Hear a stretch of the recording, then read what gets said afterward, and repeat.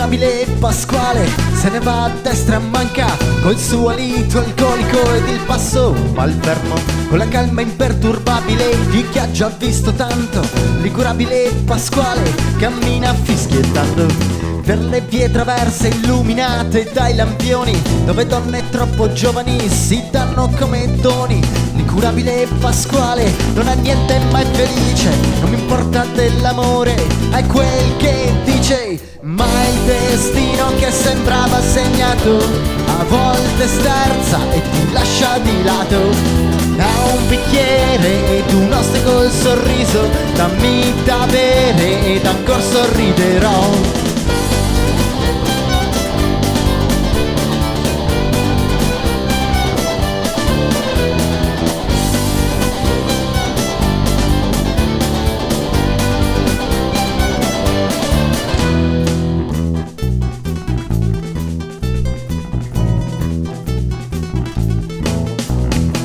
L'incurabile Pasquale, dormicchiando sull'erba, si risvegliò e vide una banconota a terra.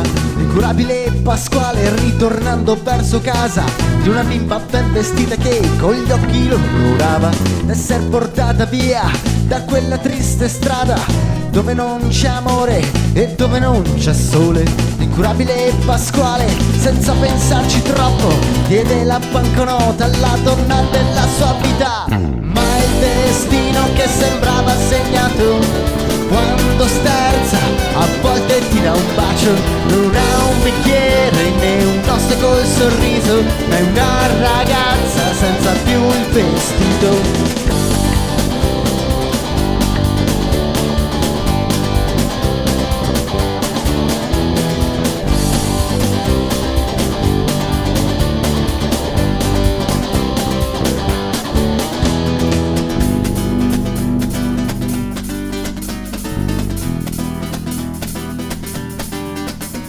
E tra quelle lenzuola, tra vecchi mobili e candele, incontrai i tuoi begli occhi, un vuoto amaro come fiele. E pensare quale spreco sia stato aver vissuto tanto tempo senza aver mai amato.